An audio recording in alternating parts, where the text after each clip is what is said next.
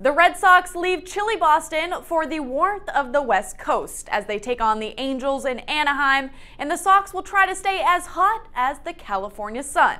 The team, currently riding a 4-game winning streak, starting off the season with a franchise-best 13-2 record. The Angels just as hot with a 7-game winning streak and a 13-3 mark. David Price takes the mound tonight after removing himself from last Wednesday's game due to numbness in his fingers. The Sox bats will have a lot of work cut out for them against MLB's newest superstar, Shohei Ohtani. The pitcher/hitter is taking the league by storm, already drawing comparisons to another formal dual threat, a guy by the name of Babe Ruth. He swung the bat well.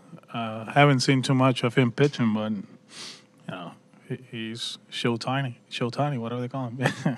Pre-game starts at 9 p.m. and first pitch at 10:07 right here on NESN.